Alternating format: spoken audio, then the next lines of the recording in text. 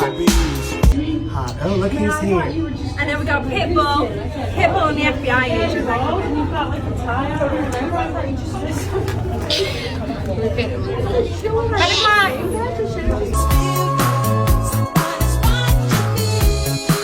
And I have no privacy. Is it just a dream? Good guys dress in black. Remember that, just in case we ever face to face.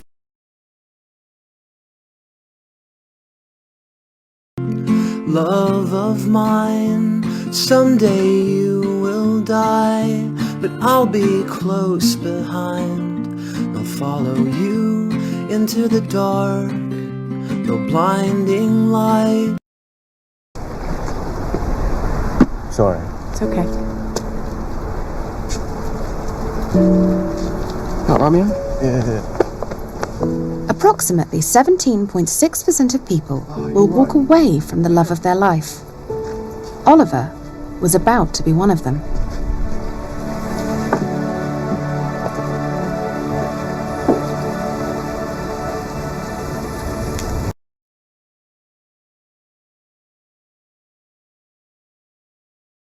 I was following my heart, and that's what we do around here.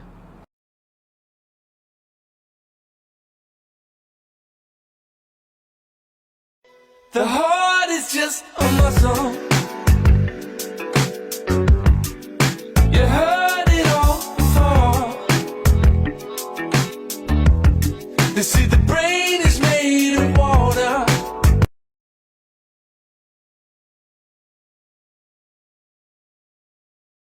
The work of this man, because this I found out about after I started on this journey. Someone said to me, the heart is a rope in one of my comments, and I didn't know what they meant. And it took another person to mention it, and then they put the helical heart. And so I went looking and I found a documentary about this man's life and was utterly blown away. He was the discoverer of what's known as the myocardial-ventricular band. What he discovered is that the heart is like rolled into a knot. And for hundreds and hundreds of years, people were trying to understand how it worked.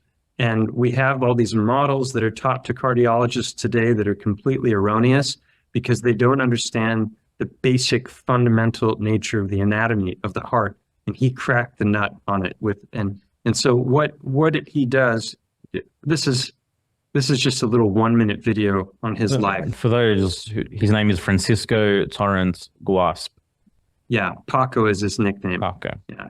So this is just a 1-minute video I made to summarize this discovery that was so monumental that he made. Did you know that almost everything you were taught about the heart is wrong? Most everyone today, even doctors, still believe the heart to be a 4-chamber pump that pushes blood through a mind-boggling 60,000 miles of narrowing blood vessels to fuel our 40 trillion cells, then filling again as if by magic on relaxation. Well, that theory was thoroughly debunked by the Spanish cardiologist Francisco Torrance Guasp back in 1972. After dissecting thousands of hearts, Guasp finally discovered the heart's true structure. The heart's far more amazing than we ever knew. It's like a rope, a long tube wrapped into a knot. Instead of being pushed, the blood is pulled through the heart in 2 spiraling vortexes. This has been proven with CAT scans, functional MRI, and positronic emission. Look at the spiraling contraction. It changes everything we know about the heart and circulation. If you'd like to know more, check out these videos. Yeah, so I went to school to be a chiropractor. I studied the heart anatomy in depth, and I knew nothing about that. And it brought goosebumps every time. I have goosebumps right now just thinking about it. It's monumental, and science had to evolve for them to prove his theories about blood flow as well. Because the reason he made this discovery is because he didn't buy the official narrative, which is that the heart is pumping blood out when it contracts, that it's pushing the blood in these narrowing blood vessels down to the capillaries. It's stopping entirely, and then it's turning around and going the other direction, and then it's spilling into the heart passively with the help of a little bit of valves that close and muscular contraction of the legs. But how does that work in somebody who's wheelchair bound? They don't have that action, right? And yet all this blood just magically makes it back after being pushed out. And he's like, that doesn't make any sense to me whatsoever. And so he started dissecting hearts, thousands of hearts. He did this over many years before he finally figured out how to do it by boiling the heart, removing the outer fatty layer. He was able, like you saw in the video, to just using his fingers unravel this thing in one long straight tube. And that discovery should have earned him a Nobel Prize. And then his theories about blood flow should also have earned him a Nobel Prize, because those were also proven to be true. And this stuff is still not being taught to cardiologists. They might hear a mention of his name, but they're still teaching this 4-chamber pump model, and guys who are cutting into hearts don't even know the true anatomy of the heart. It was just I was gobsmacked. And as I saw that, there's a point in the video where it's showing the contraction of the heart, and the heart muscle fibers themselves are spiral. So if you look at it from the bottom, it does this twisting motion like a propeller. And so you have, they've done CAT scans where they took a cow's heart, and you can see it in the video as well, and they blow it up with gas, and they're doing CAT scans, which are basically like these sliver X-rays as they're expanding it, and then as it contracts. And you can see that the heart muscle itself has these dual rotating opposite spiraling vortex in the heart muscle, and that's also how the blood is flowing. And they were able to prove that the blood was doing that through positronic emission, that's the upper portion in that video, where they're basically, I think it's radioactive stuff that they put into the bloodstream, and then they're able to watch the movement of the fluids. So that it's been proven unequivocally, but it's still like most people have. I mean, all of us grew up learning about the heart. How many of us grew up learning about that? Yeah, none. None. And it's been known for like 30 years. Yeah. And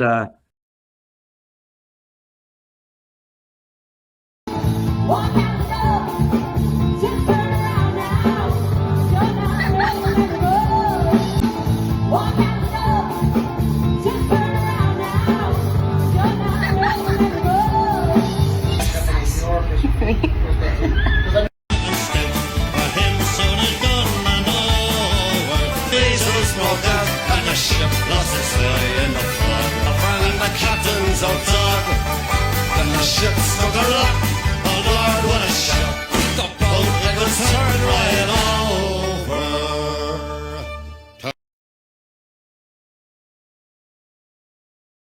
Turned 9 times around.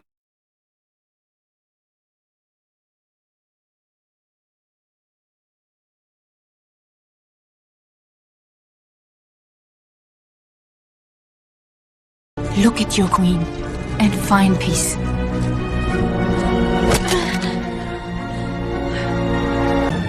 Tonight, his reign of terror ends. Join us. You and I will rule this world. United for eternity. No. Look at me. Because when you follow your heart, the earth is flat. Climate change is a hoax. Vaccines contain microchips. And Mexican drug dealers killed your sister. And you got the large expanse here of Russia to the east. You know what I mean? It covers a huge patch of land. Then you got the large expanse here of Canada and Alaska. So it's a different view of the world here, isn't it? But suddenly this map shows that there is this huge mountain in the center, and then question these things. What's really there exactly? I know I've humoured in the past that, Santa Claus lives in the North Pole. He sees you when you're sleeping. He knows when you're naughty and nice. He's making a list. He's watching your works, and he judges you, and he decides whether or not you deserve stuff based on how good you were and how nice you were, or if you were naughty or nice. And if you were naughty, you're going to get punished by the evil Krampus, and you'll get whipped with some sticks or something. And it's like everything about that tale is an inversion of a peaceful, loving God who saved us all, and can see all and knows exactly what's going on because he's omnipotent, who may be in the North Pole waiting for, You know, Gog and like Satan to gather his armies from the four corners of the earth, Gog and Magog, and then they'll bring them upon the large expanse of the earth, like this huge expanse we see here of Russia and Asia, and then encircle the camp of saints, fully surround something that can be surrounded by everything from four corners of the earth. So something in the middle, perhaps, to make war with the camp of saints. Okay, that's what the Bible says. Now, this thing in the middle that they're capable of surrounding from pulling armies from four corners of the earth would be the center of the earth, would be the North Pole, as we call it. So the Bible is essentially telling you in the center is the camp of saints after the millennial reign. And that's where Satan will surround with his armies. There's a biblical foundation for what I'm saying. I'm not just making this up. All right. And the evidence is that this has been covered up, that this exists in the center of our earth, in the North Pole, is mounting higher and higher and higher as time goes on. You might realize the evidence has been there the entire time. It's one of those situations, isn't it? But all these arguments I get about, whatever biblical event is supposed to come back past in prophecy before we see Jesus return. But my rebuttal is simply, if we are in the little season, you wouldn't know any of that has happened already in the past. It's been hidden from you. It's so far in the past, because 1,000 years has passed since then, that there wouldn't be any evidence of those things happening anymore. And it could easily have been buried. I mean, the Vatican has what under there? How many books and scrolls and tablets and art and everything about history do they have hidden in their vaults? Who knows what's written down and documented about our history in those things? All the evidences could be there in those vaults for all we know. They've made a large concerted effort to cover this up. And you wouldn't know the little season had happened. That's the point. When Satan takes over and convinces the earth to join him as an army of some kind, to go make war with the camp of saints. I mean, what does that even mean? Like, Satan could literally deceive us and say, aliens have come to attack us. They've made a base in the North Pole. Come, humanity, let's all come together as one, under one flag, united under a new world order of progress and spirituality and power. And let's fight against this unifying force from out of space that has brought us all together as one to save ourselves.